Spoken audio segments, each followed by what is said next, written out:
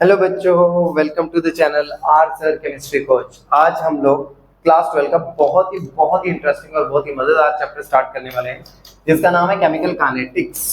Chemical kinetics पे चलिए directly start करते हैं। मतलब क्या है केमिकल काइनेटिक्स से? देखिए, केमिकल काइनेटिक्स का मतलब है किसी भी चीज की स्पीड, स्पीड को इस चैप्टर में हम लोग डिनोट करते हैं टर्म के साथ, रेट। किसके साथ डिनोट कर रहे हैं? रेट के साथ में। अब क्या चीज है ये? देखिए, मान लीजिए आपके पास 10 चॉकलेट्स हैं। अब 10 चॉकलेट्स आपने खानी शुरू करें और 10 चॉकलेट्स आगे जाके आपकी कन्वर्ट होनी शुरू हो गई है। मान लीजिए चलो 4 चॉकलेट्स ले लेते हैं, कैलकुलेशन आसान रहेगी। और वो आगे जाके कन्वर्ट हो गई 4 चॉकलेट्स चेंज हो गए 2 चॉकलेट्स के अंदर। तो इसका मतलब है आपने 2 चॉकलेट्स को क्या कर लिया? ईट कर लिया, खत्म कर चुके हैं। और कितने टाइम में किया? 2 मिनट्स में। कितने टाइम में किया आपने? 2 मिनट्स में। यानी 1 चॉकलेट पर मिनट आपकी स्पीड रही है खाने की। तो मैंने एक स्पीड को मेजर कर दिया। मैंने क्या चीज मेजर किया? स्पीड को मेजर किया। And that is speed, that speed is called as kinetics. And मैं इसको केमिकल्स के ऊपर जब अप्लाई करके चेक करता हूं तो इसे बोलते हैं केमिकल काइनेटिक्स। तो what do you mean by the chemical kinetics? Chemical kinetics से क्या मतलब है? It is defined as the branch of science, the branch of science which deals with study of rate of reaction and the factors which affect it। और वो factors जो इस चीज को अफेक्ट कर रहे हैं, फैक्टर कौन से अफेक्ट कर रहे हैं इसे मैं थोड़ा लेटर हम देखेंगे हम लोग। लेकिन फिलहाल this definition is the chemical kinetics definition. I hope ये चीज सारी व्यूअर्स आपको क्लैरिफाई हो गई है। अब मूव करते हैं हम लोग नेक्स्ट पार्ट के साथ। जितने स्पीड के साथ, टाइम के साथ कॉन्सेंट्रेशन डिक्रीज हो रही है, decrease in concentration of reactant per unit time that is so called as a rate of reaction। लेकिन ये सिर्फ जो definition it is only in the reference of reactant। but what about the product? अगर हम product की बात करें तो प्रोडक्ट की कॉन्सेंट्रेशन ऑब्वियसली क्या होगी? इंक्रीज होगी। तो हम लोग इसे क्या नाम देंगे? Increase in concentration of product पर यूनिट टाइम। जैसे मैं अगर एक पिज्जा की बात करूं तो पिज्जा कितने टाइम में आपने उसको कंज्यूम किया, खत्म किया, कितने टाइम में खत्म किया, इसे आप क्या नाम देंगे? That is called as rate of reaction. या पिज्जा से जो पेट के अंदर प्रोडक्ट बना, स्टमक के अंदर या इंटेस्टाइन के अंदर जो प्रोडक्ट बना हमारा जाके, वो कितने टाइम में प्रोडक्ट बना, that is also called as the speed of reaction और द रेट ऑफ रिएक्शन।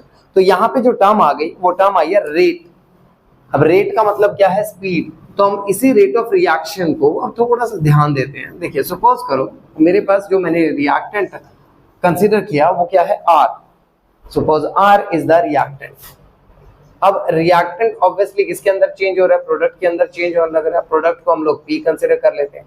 तो जो यहाँ पे रेट ऑफ रिएक्शन हम लोग कैलकुलेट करेंगे तो वो रेट ऑफ रिएक्शन क्या आएगा? माइनस साइन के साथ आएगा, नेगेटिव चेंज ऑफ D का मतलब यहाँ डिफरेंशिएशन मतलब चेंज अपॉन में dt पर यूनिट टाइम। यानी change in concentration of reactant minus sign change in concentration of reactant per unit time. जितना भी टाइम वहां पे time taken.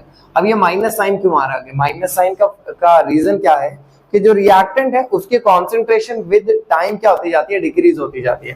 That the concentration of reactant decreases पर unit time. लेकिन अगर मैं वहीं पे बात करूं प्रोडक्ट के रेफरेंस में, प्रोडक्ट जो हमारा P है उसके रेफरेंस में अगर मैं रेट ऑफ रिएक्शन को यहाँ पे देखूं तो रेट ऑफ रिएक्शन जो आएगा it comes with a positive sign. यानी क्या आएगा? कॉन्सेंट्रेशन ऑफ dP अपॉन में क्या आएगा? dt। यानी प्रोडक्ट जो है उसकी कॉन्सेंट्रेशन विद टाइम क्या होती जा रही है? इंक्रीज। और रिएक्टेंट की कॉन्सेंट्रेशन क्या होती जा रही है? डिक्रीज। तो अब खास चीज क्या है कि इसमें डिक्रीज हो रही है तो साइन क्या आ रहा है? नेगेटिव, और इसमें इंक्रीज हो रही है तो साइन क्या आ रहा है? पॉजिटिव। लेकिन जितना रिएक्टेंट की स्पीड होगी खत्म होने की उतना ही प्रोडक्ट के बनने की भी स्पीड होगी। तो यानी आप इनडायरेक्टली ये भी बोल सकते हैं कि जो रेट ऑफ रिएक्शन है वो क्या आएगा? माइनस में dr अब concentration upon dt is equal to minus में dp कॉन्सेंट्रेशन अपॉन में dt। प्लस में, तो आप इस तरह से भी लिख सकते हो, यानी दोनों चीजें क्या रहेगी, इक्वल रहेगी। लेकिन अब क्वेश्चन यहाँ पे बन जाता होता है, कई बार डिसअपियरेंस और अपीयरेंस के ऊपर क्वेश्चन बना देते हैं, तो यहाँ पे क्या आएगा, रेट ऑफ रिएक्शन को आप क्या लिखेंगे, rate of disappearance, rate of disappearance of R is equal to rate of formation, rate of formation of P। यहां भी लेकिन ये दोनों चीजें इक्वल रहेंगी, लेकिन खास चीज क्या है कि यहां ना तो नेगेटिव साइन आएगा ना ही वहां पे पॉजिटिव साइन आएगा, क्योंकि दोनों चीजें क्या रहने वाली है, इक्वल रहने वाली है। अब इसके बेसिस पे जो क्वेश्चन बना हुआ है बोर्ड के अंदर, अब वो थोड़ा सा एक क्वेश्चन को देखते हैं हम लोग। हम देखिए इस बोर्ड क्वेश्चन को किस तरह से हम लोगों ने सोल्व करना है। क्या क्या है कि अमोनिया एंड जो ऑक्सीजन है दोनों आपस में रिएक्ट कर रहे हैं, लेकिन रिएक्ट काफी हाई टेम्परेचर के ऊपर करने लग रहे हैं।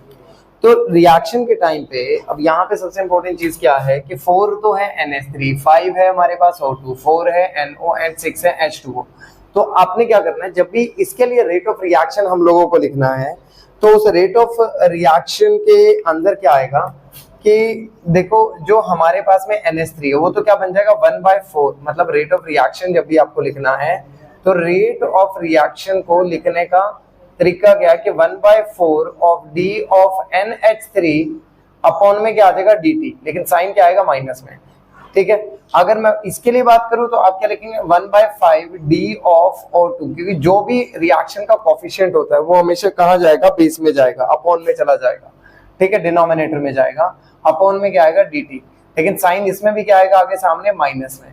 लेकिन अगर मैं बात करूं तो यहाँ पे प्लस में 1/4 D of concentration of NO upon में क्या आ गया dt इज इक्वल टू क्या आ गया प्लस में 1/6 D of concentration of H2O upon में dt।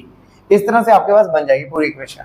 लेकिन अब फिलहाल मैंने अभी जो चीज बताई थी, इन्होंने यहाँ पे जो क्वेश्चन है दिया डिसअपियरेंस एंड फॉर्मेशन की बात करी गई है, और जो दिया है वहां पे रेट ऑफ फॉर्मेशन दे रखा है किसका, NO का, यानी इस पार्ट को यूटिलाइज करना है अपने अब हमने, ठीक है।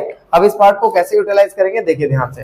तो यहाँ जो क्वेश्चन के अंदर प्रोवाइड किया मेरे पास में 1/4 इंटू में रेट ऑफ फॉर्मेशन में लिखूंगा, rate of formation of NO, rate of formation of NO लिखूंगा।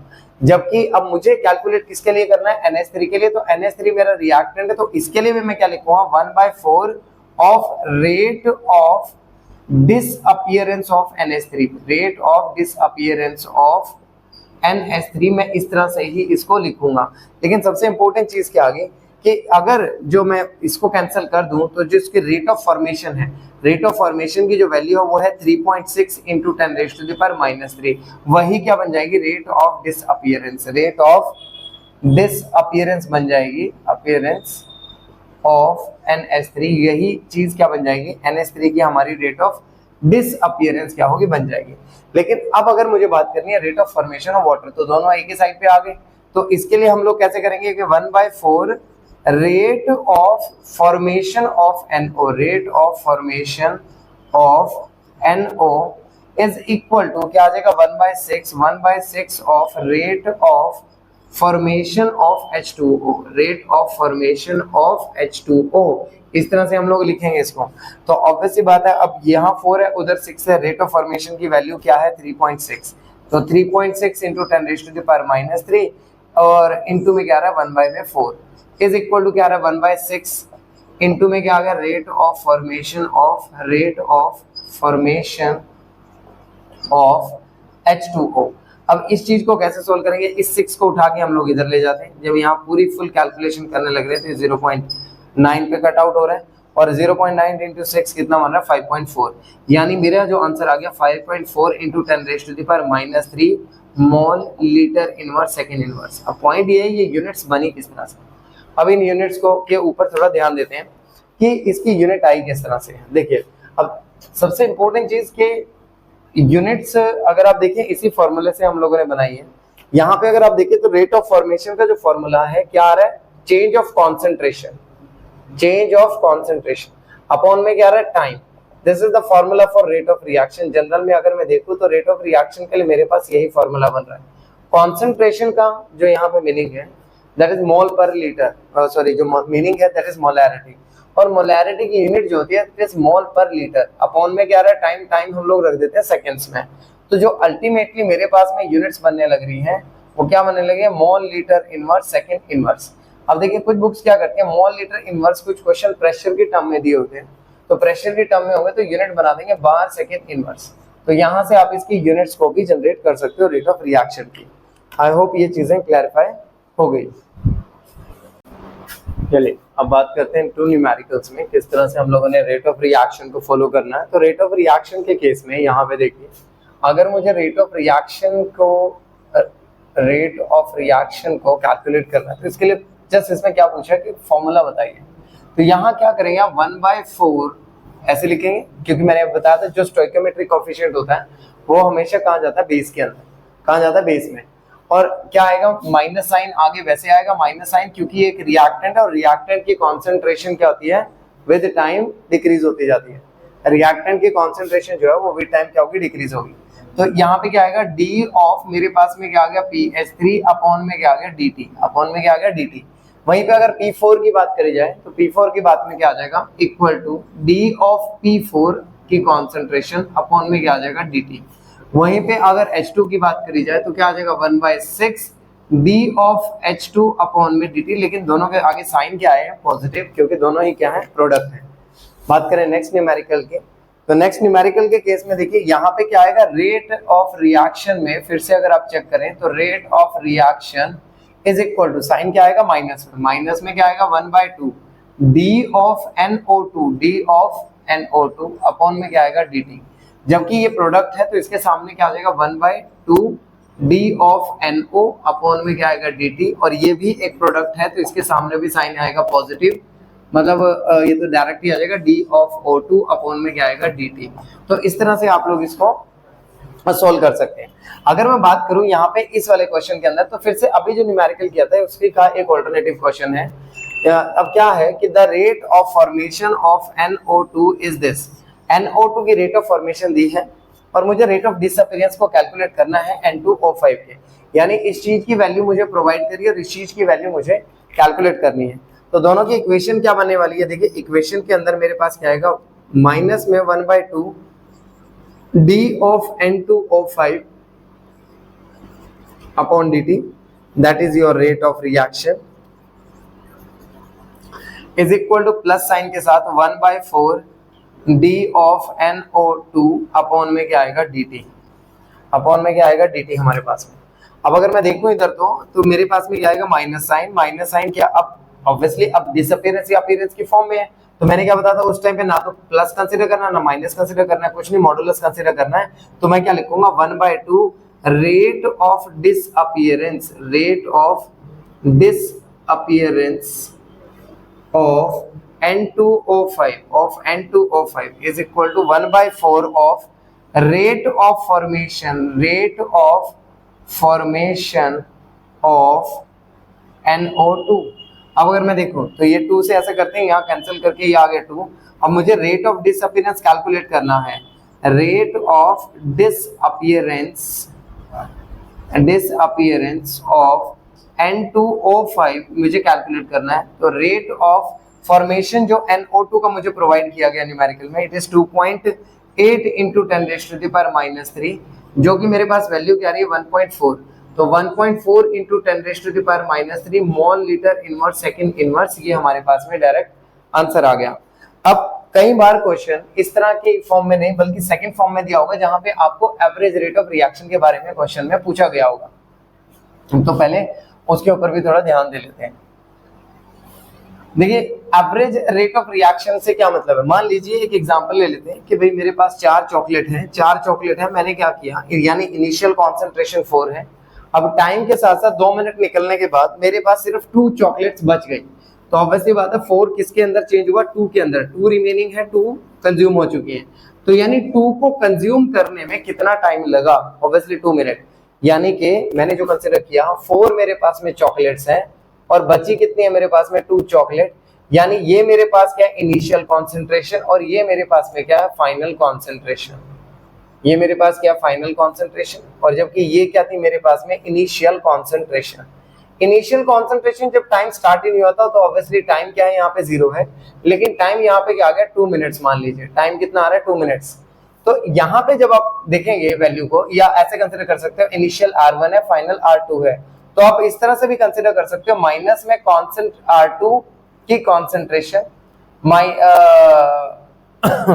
माइनस में क्या आएगा R1 की कॉन्सेंट्रेशन। माइनस साइन इसलिए आगे आया क्योंकि जो रिएक्टेंट है उसकी कॉन्सेंट्रेशन डिक्रीज होती है। अपॉन में क्या आएगा T2 माइनस में T1, अपॉन में क्या आएगा T2 माइनस में T1। अब अगर मैं देखूं तो R2 की वैल्यू मेरे पास में क्या बची है 2, और इनिशियली मेरे पास कितनी थी 4, ठीक है, और टाइम 2 की वैल्यू जो है मेरे पास में 2 और इनिशियली क्या है वो 0, तो मेरे पास क्या बचा माइनस में 2 इंटू में माइनस में 2 अपॉन में 2, तो ये हट जाएंगे, माइनस माइनस मल्टीप्लाई होकर प्लस में जाएगा, तो वैल्यू जो मेरे पास में बन गई 1, वैल्यू जो मेरे पास में बन गई वो कितनी वैल्यू बन गई 1। तो इस तरह से हम लोग एवरेज रेट ऑफ रिएक्शन को भी कैलकुलेट कर सकते हैं। So this is your average rate of reaction, this is your average rate of reaction. तो एवरेज रेट ऑफ रिएक्शन को हम इस तरह से कैलकुलेट कर पाएंगे। अब आगे देखते हैं कि ठीक है एवरेज रेट, देखिए अब यहाँ पे एक टर्म आ गई एवरेज रेट ऑफ रिएक्शन, जिसको अभी हम लोगों ने डिस्कस किया, एवरेज रेट ऑफ रिएक्शन। लेकिन एक हमारे पास में क्या आता है instantaneous rate of reaction. The next one is the instantaneous rate of reaction. देखिए इंस्टेंटेनियस रेट ऑफ रिएक्शन क्या होता है, वो रेट ऑफ रिएक्शन जो किसी एक पॉइंट ऑफ टाइम के ऊपर आया, किसी एक इंस्टेंट के ऊपर आने लग रहा है। मान लीजिए मैंने कहा एक रिएक्शन चल रही है, रिएक्शन को कंप्लीट होने में मेरे पास में जो टाइम लगा वो लगा है 10 मिनट्स। रिएक्शन को जो कंप्लीट होने में टाइम लगा it took around the 10 minutes. 10 minutes में इमीडिएटली मुझे बोल दिया कि भाई 1 मिनट के बाद उसकी स्पीड क्या थी रिएक्शन की, तो 1 मिनट के बाद बोल रहा है, तो ऑब्वियसली किसी एक इंस्टेंट, किसी एक पॉइंट ऑफ टाइम के ऊपर बोल रहा है कि रेट ऑफ रिएक्शन क्या है, तो इसे मैं क्या नाम दूंगा instantaneous rate of reaction. Will call it as the instantaneous rate of reaction. I hope it is clear. अब मूव करते हैं न्यूमेरिकल पे। अब देखिए इस न्यूमेरिकल के अंदर हम लोग को क्या प्रोवाइड किया गया कि भाई जो N2O5 है CCl4 सॉल्यूशन के अंदर हमने डाला है 318 केल्विन के ऊपर, और उसको मैं स्टडी कर रहा हूँ जो उसके इनिशियल कॉन्सेंट्रेशन थी, मतलब इनिशियल कॉन्सेंट्रेशन को फिलहाल यहाँ क्या मान रहे हैं हम R1, तो R1 की जो वैल्यू आने लग रही है N2O5 के लिए, initially the concentration of N2O5 is 2.33, यानी 2.33 मोलर है, जबकि R2 के अंदर ये घट के, मतलब टाइम भी दिया है 184 मिनट्स का, तो 184 मिनट्स के बाद इसकी जो वैल्यू रह गई 2.08 मोलैरिटी रह गई है सिर्फ, ठीक है। तो जब the reaction take place according to the equation, अब ये इक्वेशन के अकॉर्डिंगली रिएक्शन चल रही है, calculate the average rate of reaction. देखिए वही चीज आ गई यहाँ पे, टाइम की वैल्यू दे दी, यानी टाइम T2 है हमारे पास में ये, लेकिन जो T1 होगा ऑब्वियसली 0 मिनट ही होंगे। क्यों 0 मिनट होंगे, क्योंकि रिएक्शन जस्ट वहां पे स्टार्ट ही की है हम लोगों ने। तो अब जब यहाँ पे एवरेज रेट की मैं वैल्यू निकालूंगा तो मैं क्या यूज करूंगा फॉर्मूला R2 माइनस में R1 अपॉन T2 माइनस में T1, और पूरे के सामने मुझे क्या रखना पड़ेगा नेगेटिव साइन। नेगेटिव साइन इसलिए ताकि जो वहां से माइनस करके आएगी वैल्यू वो मेरी प्लस बन जाए, क्योंकि जो रेट है वो हमेशा पॉजिटिव साइन के साथ ही रहता है, ठीक है। तो R2 की जो वैल्यू आ गई मेरे पास में वो है 2.08, और जो R1 की वैल्यू है वो है 2.33, जबकि यहाँ पे T2 की वैल्यू क्या है मेरे पास में 184 और T1 की वैल्यू क्या है 0। अब जब मैं इस पूरी वैल्यू को कैलकुलेट कर रहा हूँ तो मेरे पास में जो बच रही है वैल्यू प्लस में, प्लस साइन के साथ में 0.25 अपॉन में क्या आ गया मेरे पास में 184। ऑब्वियसली इतनी वैल्यू बचेगी मेरे पास में, तो 0.25 अपॉन में 184 जब हम लोगों ने किया तो मेरे पास में जो आंसर आ गया यहाँ पे एग्जैक्टली आंसर की जो वैल्यू आई है it is around 4.07 into 10⁻⁻² mole litre inverse minute inverse. Actual में ये वैल्यू मेरे पास में बची है पूरा सॉल्व करके, ये न्यूमेरिकल कराने के लिए मैंने पहले यहाँ पे सॉल्व कर लिया था, सो मेरे लिए आसान हो गया कि यहाँ पे कैलकुलेशन में टाइम वेस्ट करना। अब देखिए सबसे इंपॉर्टेंट चीज क्या आ गई, जब एवरेज रेट मेरे पास में आ गया, अब एवरेज रेट आने के बाद में मुझे क्या एवरेज रेट आने के बाद में सॉरी यहाँ जो आंसर आया वो है 4.67, माय मिस्टेक, इट इज 4.67 के अराउंड आंसर आ रहा है, ठीक है, जो एग्जैक्टली वैल्यू आने लग रही है, सॉरी 6.67 के आसपास आंसर आने लग रहे हैं मेरे पास में। नो, इतना आंसर तो नहीं आ सकता। Let us calculate. देखिए ध्यान से, यहाँ पे मेरा जो आंसर आएगा 0 पॉइंट में 0.001, ठीक है, 4 के अराउंड मान लेते हैं, 14, ठीक है, 0.04 के आसपास मेरा आंसर आ रहा है मोल लीटर इनवर्स सेकेंड इनवर्स में मेरे पास में आंसर आने लग रहा है, ठीक है। अब देखिए यहाँ पे एक न्यूमेरिकल मैंने लिख दिया ऑलरेडी। देखिए कहता है कि the decomposition of N2O5 in CCl4 at 318 kelvin temperature provide कर रहा है, और इस तरह से मैंने स्टडी किया उसको। कॉन्सेंट्रेशन ऑफ N2O5 थी इन अ सॉल्यूशन। इनिशियली जो कॉन्सेंट्रेशन थी वो क्या है 2.33, ठीक है, जो मेरे पास कॉन्सेंट्रेशन है 2.33, लेकिन 184 मिनट्स के बाद में जो कॉन्सेंट्रेशन रहेगी वो है इतनी। तो यानी अगर मैं देखूं इस क्वेश्चन के आंसर को, तो R1 की जो वैल्यू मेरे पास में आ रही है वो आ रही है 2.33 मोलर, जबकि जो R2 की मेरे पास में वैल्यू आने लग रही है वो आ रही है 2.08 मोलरिटी के आसपास, है ना।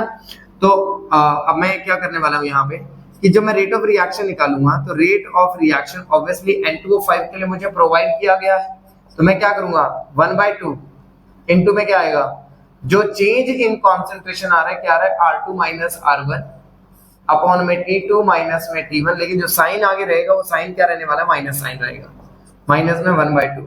तो माइनस में 1/2 R2 की जो वैल्यू मुझे प्रोवाइड की गई है दैट इज 2.08, माइनस में क्या आएगा 2.33 अपॉन में T2 की जो वैल्यू प्रोवाइड कर गई है 184, और जो T1 है मेरा क्या है 0।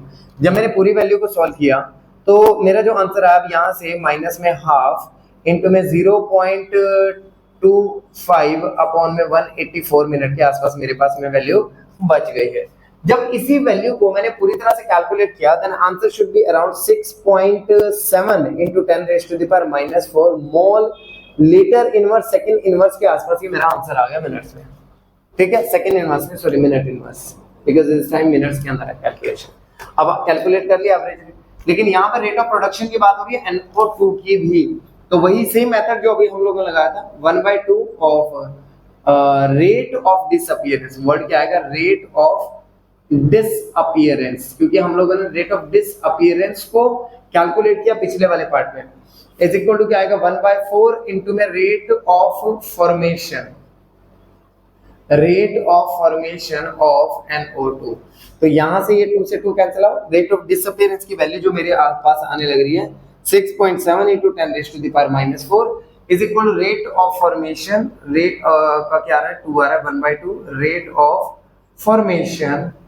फॉर्मेशन ऑफ NO2 तो मैं इस 2 को उठा के यहाँ ले आता हूँ मल्टीप्लीकेशन में 6.7 into 10⁻⁻⁴ is the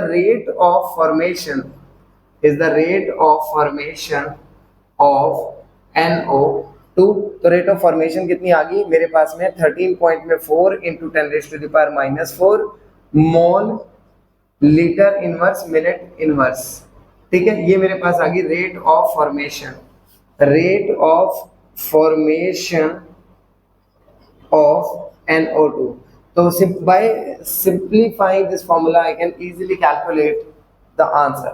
I hope आप सबको व्यूअर्स ये सारी चीजें क्लैरिफाई हो गई हैं। अब मूव करते हैं अगले, अब देखिए नेक्स्ट टॉपिक पे मूव करते हैं। नेक्स्ट टॉपिक क्या, factors affecting rate of reaction. देखिए कुछ ना कुछ ऐसे फैक्टर्स हैं जिनके ऊपर रेट ऑफ रिएक्शन क्या है डिपेंड करता है। ऑब्वियसली कोई ना कोई फैक्टर्स होते हैं। नंबर 1 जैसे हमारे पास आ गया कॉन्सेंट्रेशन ऑफ रिएक्टेंट। मान लीजिए किसी लकड़ी को अगर हमें आग लगानी है, तो इस प्रोसेस को अगर मैं एक रिएक्शन मान लूं, तो जितनी ज्यादा मेरे पास लकड़ियां होंगी आग उतनी ज्यादा लगेगी। सिंपल सा प्रोसेस है। तो यानी जो रेट ऑफ रिएक्शन है, वो डायरेक्टली प्रोपोर्शनल है किसके, concentration of reactant, directly proportional है किसके, रेट ऑफ रिएक्टेंट। लेकिन अगर मैं बात करूं कॉन्सेंट्रेशन ऑफ प्रोडक्ट की, तो इस केस में रिवर्स होगा। यानी जो रेट ऑफ रिएक्शन है वो इनवर्सली प्रोपोर्शनल है किसके, कॉन्सेंट्रेशन ऑफ प्रोडक्ट के। अब खुद सोचिए, जब आप भूखे पेट होते हैं, खाली होता है, तो आप स्पीड के साथ खाना खाते हो। लेकिन जब पेट में ऑलरेडी प्रोडक्ट है, आपने पिज्जा पार्टी कर रखी है और कर रखी है, बहुत सारी अच्छी अच्छी चीजें खा रखी है, और अचानक से आपको कहा जाता है ये स्वीट्स भी आपको खानी है जो आपको बड़ी टेस्टी लगती है, आइसक्रीम बोल दी सपोज करें, तो आप वो नहीं खा पाएंगे उस स्पीड के साथ। क्यों? क्योंकि प्रोडक्ट ऑलरेडी पेट में बना हुआ है, प्रोडक्ट जो है वहां पे ऑलरेडी बन रखा है। नेक्स्ट आ गया number 3, nature of reactant. Nature of reactant. अब अगर मैं नेचर ऑफ रिएक्टेंट की बात करूं, देखिए कई रिएक्टेंट्स ऐसे होते हैं जिनके बीच के बॉन्ड बड़े वीक होते हैं, बहुत कमजोर बॉन्ड होते हैं, और कुछ होते हैं रिएक्टेंट ऐसे जिनके बीच के बॉन्ड जो है बहुत ही ज्यादा स्ट्रांग होते हैं। तो जिनके तो बॉन्ड वीक है, ऑब्वियसली उनके बॉन्ड तो फटाफट टूट जाएंगे, और जब उनके बॉन्ड टूटेंगे तो उनकी रिएक्शन भी ऑब्वियसली फास्ट होगी। लेकिन जिनके बॉन्ड क्या है, स्ट्रांग है, उनके स्ट्रांग बॉन्ड तोड़ने बहुत ज्यादा मुश्किल होंगे। अब मुश्किल होंगे तो रिएक्शन की जो स्पीड है वो भी क्या होगी, बहुत ही ज्यादा स्लो हो जाएगी, है ना। अब नेक्स्ट आ गया हमारे पास में presence of catalyst. Presence of catalyst. अब प्रेजेंस ऑफ कैटलिस्ट से अगर मैं बात करूं, देखिए प्रेजेंस ऑफ कैटलिस्ट वो सब्सटेंस होते हैं जो स्पीड रिएक्शन की क्या करते हैं, फास्ट करते हैं। क्या करते हैं, स्पीड रिएक्शन की फास्ट करते हैं। कैसे फास्ट करते हैं, इस प्रोसेस को तो हमने इस चैप्टर में करना, आगे जाके करेंगे, लेकिन फिलहाल ध्यान देते हैं प्रेजेंस ऑफ कैटलिस्ट क्या कर रहा है, ये स्पीड ऑफ रिएक्शन को क्या कर रहा है, इंक्रीज कर रहा है। स्पीड ऑफ रिएक्शन को क्या कर रहा है, इंक्रीज कर रहा है इनडायरेक्टली यहाँ पे, ठीक है। फैक्टर नंबर 5 की बात करें तो सरफेस एरिया। सरफेस एरिया, देखिए अब मान लीजिए जैसे एग्जांपल है, एक इतनी मोटी मेरे पास वुड है, मान लीजिए मार्कर के साइज की, मैं इसको जलाना चाहता हूं, इट विल टेक टाइम। लेकिन अगर मैं इसके घिस के इसके चिप्स बना लूं, थोड़े थोड़े काट काट के छोटे छोटे पीस कर लूं, पाउडर फॉर्म में चेंज कर दूं और फिर आग लगाऊं, तो वो एकदम से जलेगा। अब वहां पॉइंट ये क्यों एकदम से जल रहा है, क्या रीजन आ रहा है वहां एकदम से जलने का? वहां एकदम से जलने का कारण है कि एरिया जो है बढ़ गया, यानी कि जो रेट ऑफ रिएक्शन है, रेट ऑफ रिएक्शन है वो डायरेक्टली प्रोपोर्शनल होता है किसके, सरफेस एरिया के। डायरेक्टली प्रोपोर्शनल होता है किसके, सरफेस एरिया के। क्या अगर सरफेस एरिया बढ़ेगा तो ऑब्वियसली जो स्पीड ऑफ रिएक्शन है, जो रेट ऑफ रिएक्शन है, वो भी क्या होगा, फास्ट होनी शुरू हो जाएगी। इसके बाद नेक्स्ट आ जाता है हमारे पास में टेम्परेचर। फैक्टर नंबर 6 आ गया टेम्परेचर। इन जनरल अगर मैं देखूं तो ये बोला जाता है कि जो रेट ऑफ रिएक्शन है, जो रेट ऑफ रिएक्शन वो डायरेक्टली प्रोपोर्शनल होता है टेम्परेचर के। और कहा यह भी जाता है कि जब 10 डिग्री सेल्सियस हम लोग किसी भी रिएक्शन का टेम्परेचर बढ़ा देते हैं, with every 10 degree rise in temperature speed of reaction double. जो रेट ऑफ रिएक्शन है वो क्या हो जाता है, डबल हो जाता है, जैसे जैसे मैं 10 डिग्री सेल्सियस तक टेम्परेचर को इंक्रीज करता हूं। नेक्स्ट आ गया presence of radiation. Presence of radiation इतना मैंडेटरी फैक्टर नहीं है, लेकिन ये उनकी उन रिएक्शन के लिए मैंडेटरी है जो कि फोटो सेंसिटिव रिएक्शन होती है। फोटो सेंसिटाइजेशन रिएक्शंस होती है, उनके केस में ये इंपॉर्टेंट होते हैं। यानी जितनी लाइट, जितनी धूप वहां मिलेगी रिएक्शन को, रिएक्शन उतनी ही क्या होगी, फास्ट होती चली जाएगी। तो ये फैक्टर सिर्फ, ये लास्ट फैक्टर सिर्फ उन्हीं के केस में एप्लीकेबल। तो अब हम लोग यहाँ से फर्स्ट फैक्टर से स्टार्ट करने वाले हैं। फर्स्ट फैक्टर क्या हमारा, कॉन्सेंट्रेशन ऑफ रिएक्टेंट। कि भाई कॉन्सेंट्रेशन, रिएक्टेंट की कॉन्सेंट्रेशन की वजह से क्या इफेक्ट आने लग रहा है स्पीड ऑफ रिएक्शन के ऊपर, इसको हम काफी डिटेल में स्टडी करते हैं। देखिए जस्ट अ सेकेंड,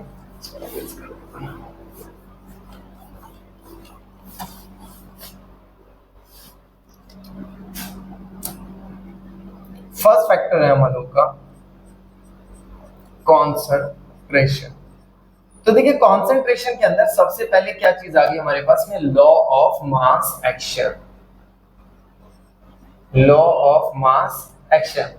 अब लॉ ऑफ मास एक्शन क्या कहते हैं, लॉ ऑफ मास एक्शन कहते हैं, सपोज करें आपके पास एक रिएक्टेंट है R, जो जाके किसमें चेंज होने लग रहा है, डायरेक्टली प्रोडक्ट के अंदर चेंज होने लग रहा है। डायरेक्टली क्या हो रहा है, प्रोडक्ट के अंदर चेंज होने लग रहा है। तो लॉ ऑफ मास एक्शन क्या कहते हैं कि जो रेट ऑफ रिएक्शन है, rate of reaction, rate of reaction से क्या मतलब है, माइनस में dr/dt। ये इनडायरेक्टली इसी का मीनिंग है, चाहे मैं ऐसे लिखूं चाहे मैं ऐसे लिखूं, they both have the same meaning. यानी जो रेट ऑफ रिएक्शन है वो डायरेक्टली प्रोपोर्शनल है किसके, concentration of reactant, molar concentration of reactant. यानी according to law of mass action, according to law of mass action, the rate of reaction directly proportional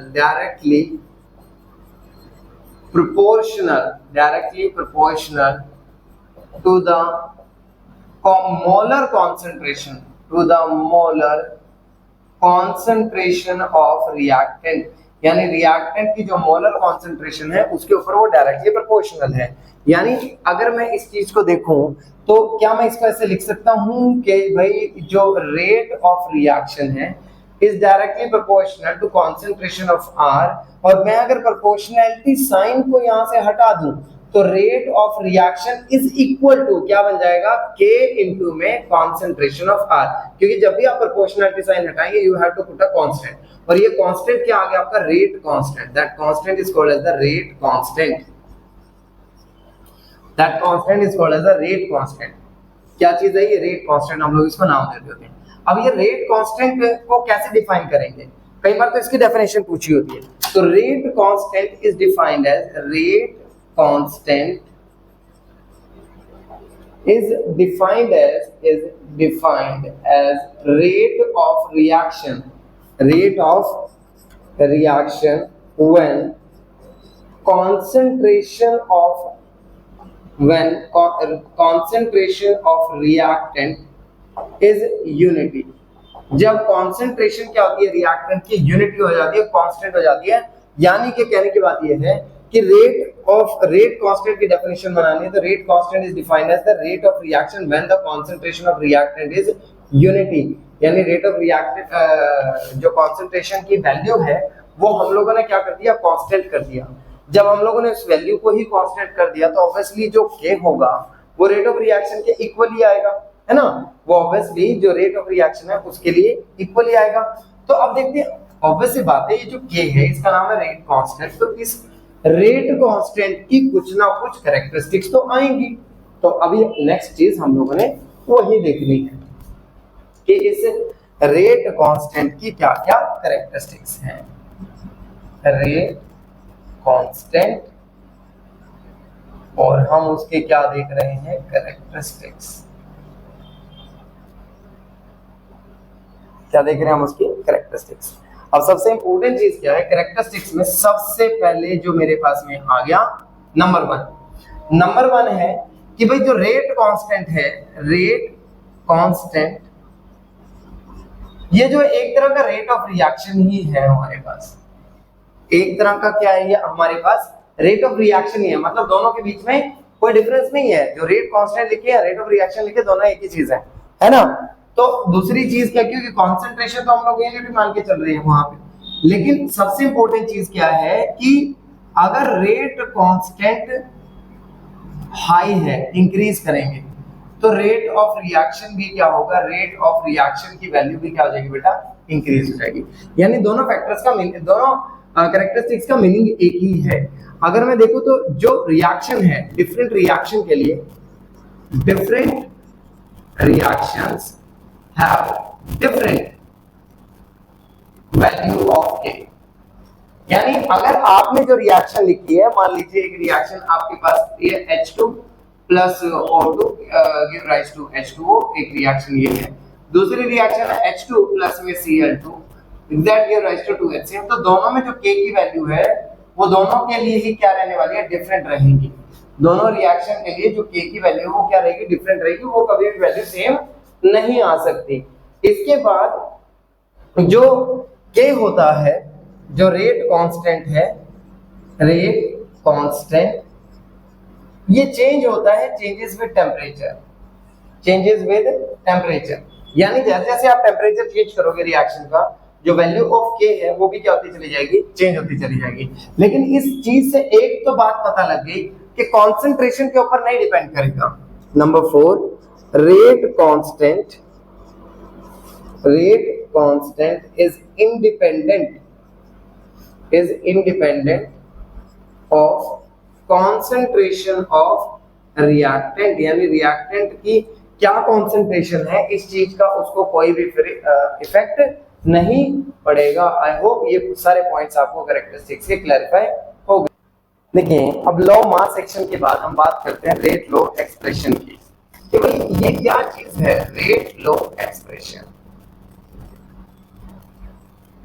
low expression. इस चीज को ऐसे समझने की कोशिश करते हैं कि मान लीजिए आपके पास जो अभी रिएक्शन थी, जैसे एक ए आ गया, ये कोफिशिएंट है जो आप बैलेंसिंग के लिए लगा दें, ये बी आ गया और इन्होंने क्या बनाया आगे जाके प्रोडक्ट, आगे क्या बनाया प्रोडक्ट। तो लॉ ऑफ मास एक्शन के अकॉर्डिंग जो रेट ऑफ रिएक्शन था, रेट ऑफ रिएक्शन था वो डायरेक्टली प्रोपोर्शनल था concentration of A and concentration of B. लेकिन यहाँ जो स्मॉल ए है और जो स्मॉल बी है वो इसके कहां जाएंगे, पावर में। वो कहां पे जाएंगे, इसके पावर में। तो इसे हम लोग क्या नाम देते हैं, रेट लॉ एक्सप्रेशन। यानी एक तरीके से मैंने इसको एक्सप्रेस किया, लॉ ऑफ मास एक्शन को मैंने एक तरीके से एक्सप्रेस कर दिया एक मेथड के अंदर, जिसमें मैंने इस तरह से लिख दिया k इंटू ए की पावर स्मॉल ए बी की power small B.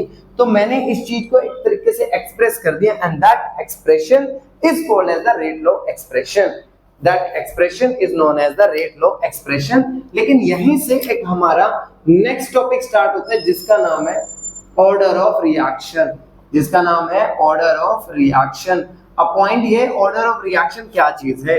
Order of reaction होता है, देखिए जो हमने रिएक्शन लिखी है इस तरह से, इसके अगर आप देखें तो कुछ कोफिशिएंट्स हैं जो रिएक्शन को बैलेंस करने के लिए हम लोग कोफिशिएंट यूज करते हैं, कुछ बैलेंसिंग के लिए लिखे हुए हैं।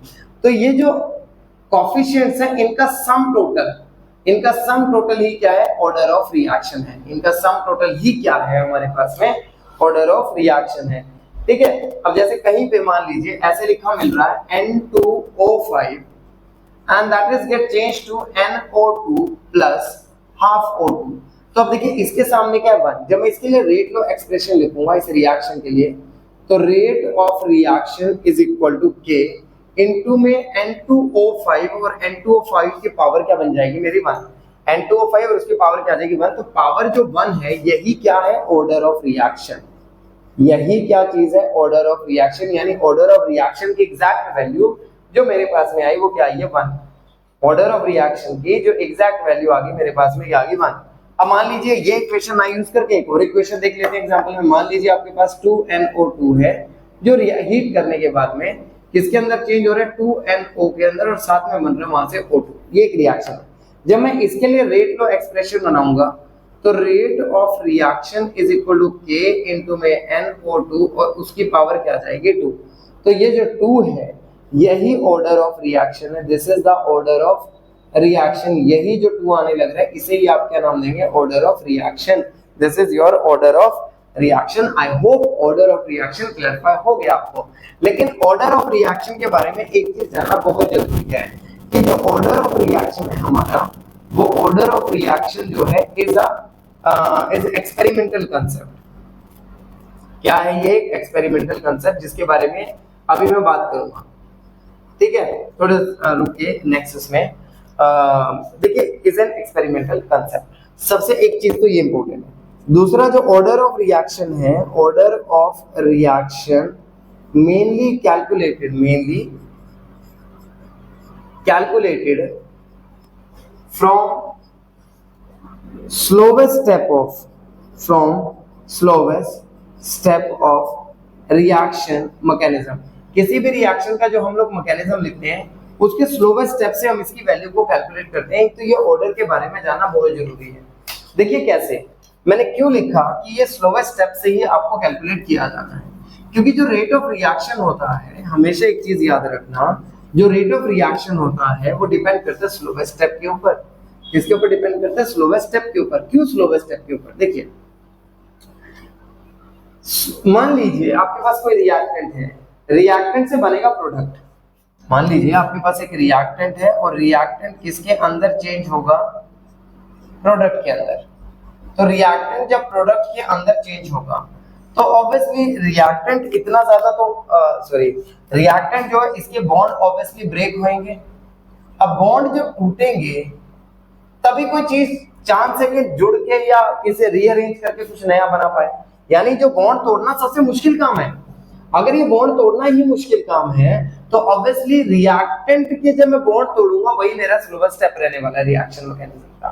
मान लीजिए एक एग्जांपल मैं कंसीडर करता हूं, मेरे पास एक रिएक्शन है 2N2O5 जो कि आगे जाके क्या बना रहा है 4NO2 और साथ में क्या बना रहा है अपना O2 बनाने लग रहा है।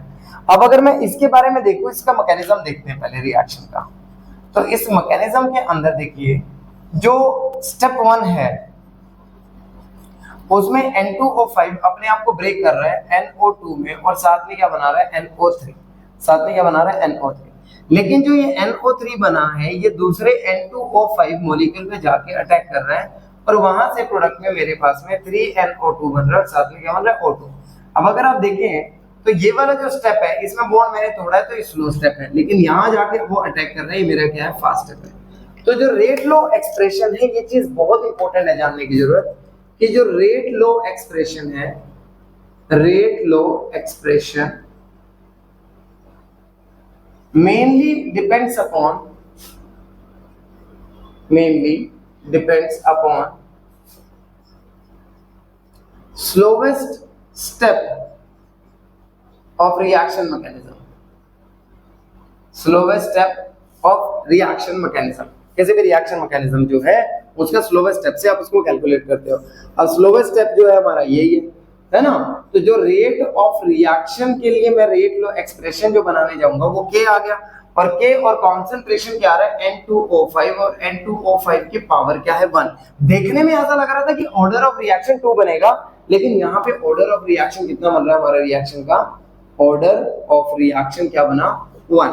और जो हर एक स्टेप एक रिएक्शन मैकेनिज्म के अंदर जो भी हर एक स्टेप आ रहा है उस स्टेप को नाम दिया जाता है एलिमेंट्री स्टेप ऑफ रिएक्शन। क्या नाम देते हैं आप उसे, एलिमेंट्री स्टेप ऑफ रिएक्शन।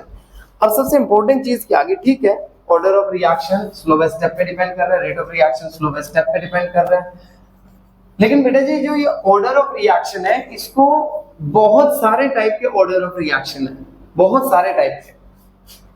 देखिए किस तरह से ये जो ऑर्डर ऑफ रिएक्शन है, ऑर्डर ऑफ रिएक्शन देखिए ये जीरो भी हो सकता है, it can be zero order reaction, it can be zero order reaction, it can be first order reaction, it can be second order reaction, and there are so many second order reaction, third fourth जितना मर्जी, बस मैं एक consider कर लेता हूं fractional order reaction. मतलब इसकी वैल्यू फ्रैक्शन में भी आ सकती है, ऐसी बात नहीं है। तो अगर हम लोग बात करें जीरो ऑर्डर रिएक्शन की तो जीरो ऑब्वियस ही बात है कि जैसे मैं एक एग्जांपल लिखा 2NH3 का, 2NH3 तो 2NH3 जो है वो चेंज हो रहा है N2 के अंदर और साथ में क्या बनने लग रहा है आपके पास में 3H2, साथ में क्या बनने लग रहा है 3H2, N2 में चेंज हुआ NH3। तो यहां जब मैंने देखने में तो 2 आ रहा है, लेकिन जब मैंने रेट लो एक्सप्रेशन निकाला अब उसको तो मैकेनिज्म से देखना पड़ेगा, उस चीज को छोड़ ही देते हैं। तो rate of reaction is equal to K into में NH3 और NH3 की पावर क्या आएगी 0, 2 ना होके पावर क्या है 0, क्योंकि वहां पे डिपेंड नहीं कर रहा है, एक्चुअल में डिपेंड कर रहा है कॉन्सेंट्रेशन और वहां पे कैटलिस्ट के ऊपर, ठीक है।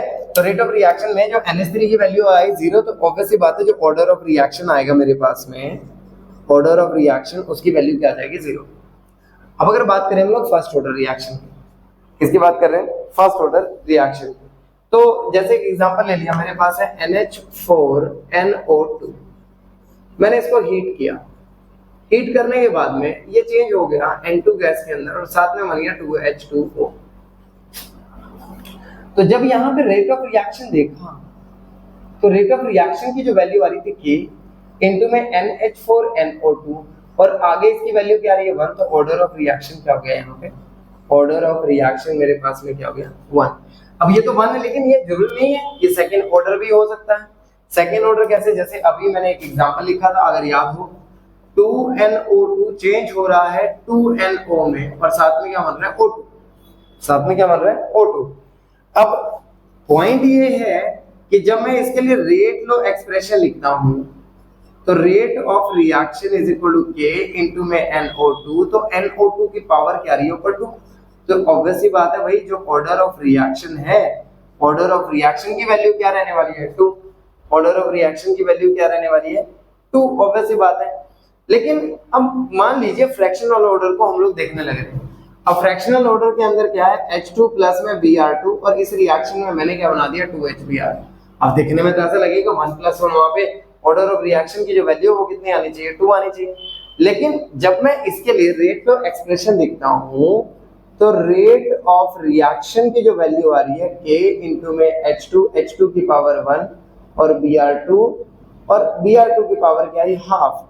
तो ऑब्वियस सी बात है यहाँ जो ऑर्डर ऑफ रिएक्शन आएगा, ऑर्डर ऑफ रिएक्शन 1 प्लस में हाफ, यानी कितना बन गया 3/2। यानी ये किसका एग्जांपल आ गया, ऑर्डर ऑफ रिएक्शन का। यानी हमारे पास में अलग अलग टाइप के डिफरेंट टाइप के मेरे पास में क्या लग रहे हैं, ऑर्डर आने लग रहे हैं। अब अगर इतने सारे ऑर्डर हैं तो ऑब्वियस सी बात है जो रेट कांस्टेंट हमने किया था के, उसकी तो वैल्यू जो होगी यूनिट्स की वो भी अलग अलग आएंगी फिर। तो हर रिएक्शन के लिए जो के की यूनिट्स है वो क्या होती जाएंगी, डिफरेंट होती जाएंगी, अगर उनके ऑर्डर क्या है, डिफरेंट है। अगर उनके ऑर्डर क्या है, डिफरेंट है। अब देखिए कैसे इसको बड़े सिंपलीफाइड फॉर्म से करते हैं। मान लीजिए units of K, that is our next topic, units of K का मतलब यहाँ पे क्या है, रेट कांस्टेंट, मैं यूनिट्स देख रहा हूँ। और ऑर्डर क्या मेरा, जीरो ऑर्डर रिएक्शन है, जीरो ऑर्डर रिएक्शन। तो ऑब्वियसली बात है जो यहाँ पे बनेगा rate of reaction, rate of reaction is equal to K into में कॉन्सेंट्रेशन ऑफ रिएक्टेंट और उसकी पावर क्या आएगी, जीरो है। ऑब्वियसली किसी भी चीज की वैल्यू जब जीरो होती है तो आंसर क्या होता है, 1 इज इक्वल टू के। और रेट ऑफ रिएक्शन की जो यूनिट है वो क्या है, मोल लीटर इनवर्स सेकंड इनवर्स। तो मेरे पास डायरेक्टली ये यूनिट आ गई है ना। लेकिन अगर वही ऑर्डर जो है वो फर्स्ट ऑर्डर रिएक्शन है, क्या आ गई, फर्स्ट ऑर्डर रिएक्शन। तो फर्स्ट ऑर्डर रिएक्शन के केस में क्या होगा, और देखिए यूनिट्स क्या बनने वाली है, रेट ऑफ रिएक्शन के लिए क्या बनेगी, मोल litre inverse second inverse into में के इनटू में कंसंट्रेशन जिस चीज की है उसकी वैल्यू क्या है, 1। अब कंसंट्रेशन की जो यूनिट है वो क्या है, मोल लीटर इनवर्स। तो मोल लीटर इनवर्स से मोल लीटर इनवर्स कैंसिल आउट, तो यानी के की यूनिट क्या बन गई, सेकंड इनवर्स। के की यूनिट क्या बन गई आपके पास में, सेकंड इनवर्स।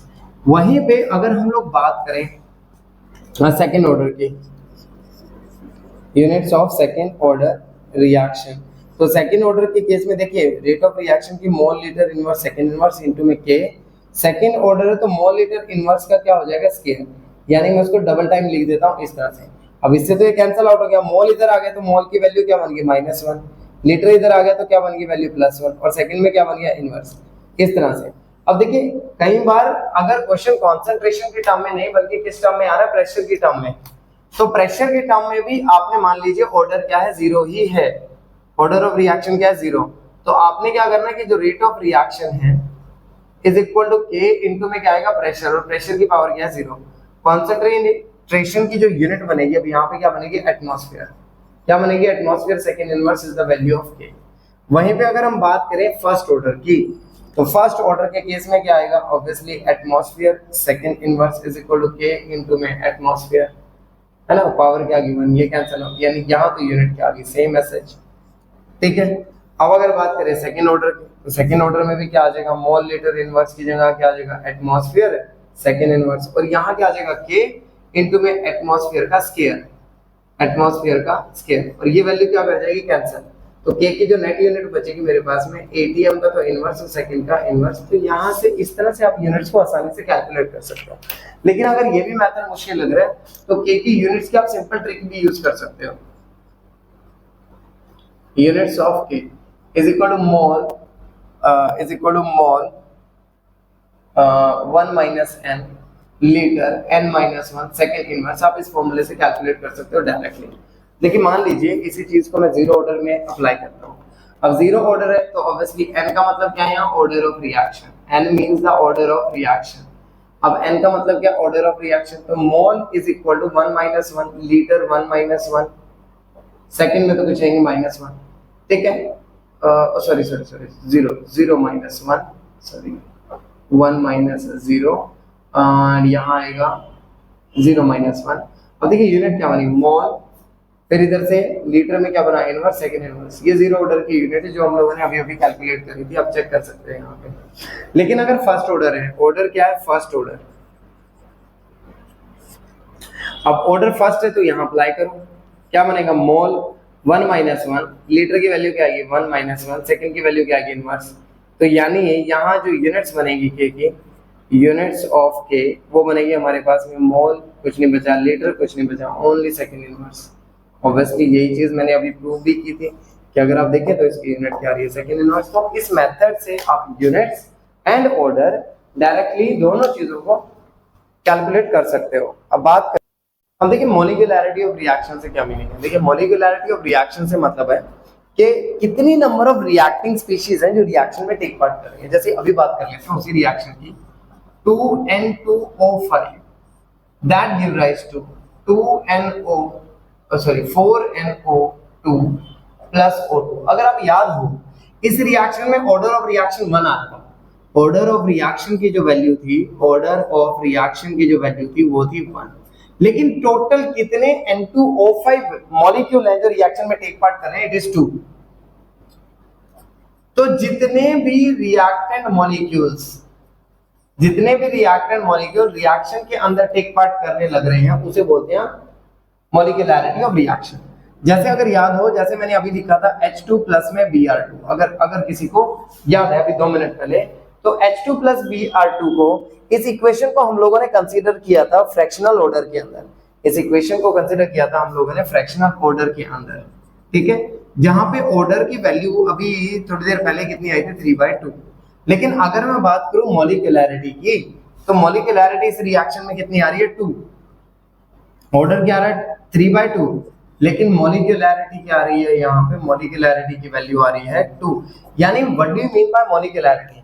मॉलिक्यूलैरिटी से एग्जैक्टली मीनिंग है number of reacting species, number of reacting species taking part in chemical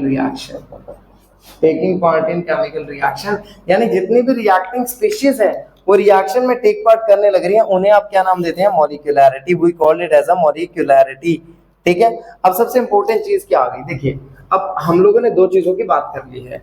एक तो आ गया हमारा ऑर्डर ऑफ रिएक्शन, है ना, और दूसरी क्या आ गई, इसी के जैसे मिलती जुलती टर्म है मॉलिक्यूलैरिटी ऑफ रिएक्शन। तो दोनों के बीच में सबसे बड़ा डिफरेंस क्या है?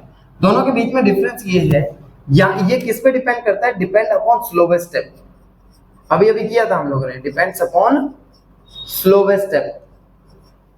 स्लोवेस्ट स्टेप, ठीक है। जबकि ये ऐसा नहीं है, do not depend upon slowest step, do not depends upon slowest step, इस स्लोवेस्ट स्टेप के ऊपर डिपेंड नहीं करना। दूसरी चीज, ऑर्डर ऑफ रिएक्शन क्या है, एक एक्सपेरिमेंटल कंसेप्ट है, it is an experimental concept, जबकि ये आपका क्या है, एक थ्योरेटिकल कंसेप्ट है, it is only a theoretical concept. ये अपने आप में क्या है, एक सिर्फ थ्योरेटिकल कंसेप्ट है। अगर मैं बात करूं ऑर्डर ऑफ रिएक्शन की आगे, तो ऑर्डर ऑफ रिएक्शन 0 भी हो सकता है, होल नंबर भी हो सकता है, ठीक है, होल नंबर भी हो सकता है, और फ्रैक्शनल भी हो सकता है, इट कैन बी फ्रैक्शनल। लेकिन ये 0 नहीं हो सकता, सिर्फ होल नंबर होगा, कैन नॉट बी 0 और फ्रैक्शनल। ना तो ये 0 हो सकता है और ना ही ये क्या हो सकता है, फ्रैक्शनल हो सकता है। यानी अगर मैं देखूं तो इनके बीच में तो काफी ज्यादा डिफरेंस आने लग रहे हैं फिर, है ना। तो इस तरह से अगर हम देखें तो मॉलिक्यूलैरिटी और ऑर्डर जो दोनों है वो आपस में काफी ज्यादा एक दूसरे के साथ में डिफर कर रहे हैं, यानी दोनों का एक दूसरे से कोई लेना देना नहीं है। क्योंकि एक मेजर डिफरेंस तो डेफिनेशन का भी डाल सकते हो, it is the sum total of the power of concentration. जो कॉन्सेंट्रेशन होती है उसकी जो कोफिशिएंट्स है, मतलब जो पावर है उसकी, उसका सम टोटल वो ऑर्डर ऑफ रिएक्शन है। जबकि मॉलिक्यूलैरिटी ऑफ रिएक्शन की अगर मैं बात करूं तो मॉलिक्यूलैरिटी क्या है, it is the number of reacting species. जितनी भी रिएक्टिंग स्पीशीज टेक पार्ट करने लग रही है किसी भी केमिकल रिएक्शन के अंदर, उसे आप क्या नाम देते हैं, उसकी मॉलिक्यूलैरिटी। आई होप ये चीज मॉलिक्यूलैरिटी ऑर्डर के बीच में डिफरेंस क्लैरिफाई आप सबको हो गया है। देखिए मैंने 4 क्वेश्चंस बोर्ड के ऊपर यहाँ पे लिख दिए हैं, इनको थोड़ा सा ध्यान दे देखते हैं। सबसे पहले ओवरऑल ऑर्डर बताना रिएक्शन का, which is the rate of expression. देखिए यहाँ ऑर्डर ऑफ रिएक्शन कुछ खास नहीं है, सिंपल कैलकुलेट हो जा रहा है, 1/2 प्लस 3/2, 2 एलसीएम में आ गया, 1 प्लस में 3 यानी 4/2, यानी सेकेंड ऑर्डर। आंसर क्या है, सेकेंड ऑर्डर। यहां की बात करें तो order of reaction is equal to 3/2 plus minus of 1, plus में माइनस ऑफ 1, तो क्या आ गया 3/2 माइनस में 1, कितना बन गया सीधा मेरे पास में 1/2। यानी कि half order reaction, half order reaction. I hope viewers आप सबको ये चीज क्लैरिफाई हुई है। अब क्या कह रहे हैं, ए एंड बी और ये सी बन रहा है और जीरो ऑर्डर रिएक्शन है, तो इसमें तो कुछ करना है, रेट लॉ एक्सप्रेशन लिखना आपको। तो रेट लॉ एक्सप्रेशन कैसे लिखेंगे कि तो भाई rate of reaction is equal to K into में ए की पावर 0 इनटू में बी की पावर 0। क्यों किया मैंने 0, 1 1 है जबकि आगे नहीं, इसने खुद बोला है कि ऑर्डर ऑफ रिएक्शन क्या मेरे पास में 0 है। अब क्या कह रहा है, drive the unit of K for half order reaction. Half order reaction के लिए बनानी है यूनिट, यानी rate of reaction is equal to K into में कॉन्सेंट्रेशन और उसकी पावर क्या है हाफ। यानी कहने की बात ये के की तो यूनिट निकालनी है, मोल लीटर इनवर्स की जगह कह रहा है माइनस हाफ और यहाँ कह रहा है प्लस में हाफ, और इधर क्या आने लग रहा है आपके पास में मोल लीटर इनवर्स सेकंड इनवर्स। तो जब मैं उठा के इसको इधर लेके आऊंगा तो ये माइनस साइन में हो जाएगा, ऑब्वियस सी बात है, ये जो चीज है वो माइनस साइन में कन्वर्ट हो जाएगी। तो अब जो मेरे पास में बचेगी वैल्यू वो k is equal to mole, common आ गया, इसकी पावर 1 है और इधर से क्या आ जाएगा, इधर पावर आके माइनस हाफ हो जाएगी। इधर क्या लीटर माइनस 1 है और इधर से क्या आ रहा है, फिर से माइनस हाफ आ रहा है, तो माइनस हाफ, इधर आगे क्या बन जाएगा प्लस हाफ, और इधर क्या सेकंड इनवर्स एसएच है। मतलब इसके अंदर कोई चेंज नहीं करना है। अगर आप देखिए तो डायरेक्ट आप इस चीज को कैलकुलेट कर पा रहे हैं अब यहाँ से इस वैल्यू को। देखिए किस तरह से, अगर मैं बात करूं तो मोल का क्या बन गया मेरे पास में, मोल मेरे पास में आ गया, थोड़ा ज्यादा छोटा लिख दिया मैंने। मोल की जो वैल्यू आ रही है वो आ रही है प्लस में हाफ, लीटर की जो वैल्यू आ रही है माइनस में हाफ, और सेकंड में इनवर्स इज इक्वल टू के। तो आप यहाँ से डायरेक्ट आंसर कैलकुलेट कर सकते हो। Same with the 3 by second order, 3 by second order के लिए कैसे, mole 1 litre minus 1 second minus 1 is equal to K, और जो कॉन्सेंट्रेशन है उसकी पावर क्या आ रही है 3/2, यानी इनडायरेक्टली आप क्या कर सकते हो, मोल 3/2 लीटर इनवर्स में 3/2। इसको उठा के इधर ले आओ तो मोल तो कॉमन है ही है, तो 1 माइनस में क्या बन जाएगा 3/2 पावर है ना, इधर आके ये बनेगा, और इधर लीटर में क्या आएगा -1 और उधर से आगे क्या बन जाएगा +3/2, और सेकंड में क्या रहेगा इनवर्स। अब आप इसको इजीली सॉल्व कर सकते हो यहाँ से आराम से। थर्ड ऑर्डर की बात जरूरी नहीं है आप ऐसे से सॉल्व करें, अभी मैंने आपको एक बड़ा एक आसान सा मेथड बताया था, आप उससे भी डायरेक्टली सॉल्व कर सकते हो, जहां पे फॉर्मूले में क्या लिखा था, मोल 1 minus n sorry n minus 1 litre 1 minus n second inverse is the value of k, ठीक है, is the value of k। अब इस चीज को उल्टा लिख दिया मैंने, फॉर्मूला 1 माइनस n माइनस 1, ठीक है, ठीक।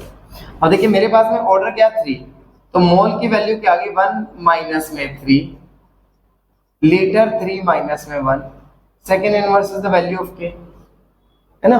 तो यहाँ जो मेरे पास में ये रेट बनेगी क्या बनेगी, मोल -2 litre +2 second inverse is the value of के। अब इसी चीज को कैलकुलेट भी करके देख लेते हैं, के की यूनिट मुझे निकालनी है, मोल लीटर इनवर्स सेकेंड इनवर्स के इनटू मोल लीटर इनवर्स की पावर क्या आ रही है 3, तो 3 आगे मैं इसको उठा के इधर लेके जाऊंगा, तो मोल 1 माइनस में क्या हो जाएगा 3, जब 3 इधर आएगा, लीटर माइनस में 1 उधर आके क्या हो जाएगा -3, ओहो आ गया ये, सॉरी 1 माइनस 3, और ये क्या बन जाएगा लीटर में क्या -1 और उधर से क्या आ रहा है प्लस में 3, क्योंकि -3 हो जाएगा ना। Second inverse is the unit of के, देखिए वही सेम चीज आ रही है आंसर, मोल की वैल्यू क्या आ रही है -2 लीटर की वैल्यू क्या आ रही है +2 second inverse is the unit of के। देखिए कितनी आसान ट्रिक है जिससे आप इजीली कैलकुलेट कर सकते हो। अब बात करते हैं यहाँ पे आइडेंटिफाई करना ऑर्डर ऑफ रिएक्शन। देखिए ऑर्डर ऑफ रिएक्शन किसी भी एक वैल्यू को उठा लो, फॉर्मूला वही रखना आपको। मान लीजिए मोल की पावर -1 उठा ली, जबकि मोल का फॉर्मूला क्या है n1 माइनस n, मोल की वैल्यू आ रही है आपकी -1 और जबकि मोल का फॉर्मूला क्या है 1 माइनस n। तो मैं n की वैल्यू क्या लूं कि मेरा आंसर -2 आए, मैं n की वैल्यू ले लेता हूं 2, तो 1 माइनस 2 क्या बन गया -1, तो यानी ऑर्डर ऑफ रिएक्शन क्या आ गया 2। देखो कुछ भी नहीं करना पड़ा है, सेकंड इनवर्स यानी कुछ भी नहीं है, ऐसा तो डायरेक्ट आंसर है फर्स्ट ऑर्डर रिएक्शन। तो आप इसको डायरेक्ट बता सकते हैं, जब भी कोई सेकंड इनवर्स, मिनट इनवर्स या ईयर इनवर्स के अंदर कोई भी चीजें आने लग रही हैं तो you can tell directly answer. आप बता सकते हैं आंसर भैया कि फर्स्ट ऑर्डर काइनेटिक्स इसका आंसर है। आई होप व्यूअर्स आप सबको ये चीज क्लैरिफाई हो गई है। अगर आपको वीडियो अच्छे से क्लैरिफाई कर रही हैं चीजें तो प्लीज चैनल को लाइक शेयर एंड सब्सक्राइब जरूर करें, साथ में बेल आइकन जरूर प्रेस करें सो दैट आपको जो भी नई लेटेस्ट वीडियो आ रही है उसकी नोटिफिकेशंस आपको साथ साथ मिलती चली जाए। Thank you.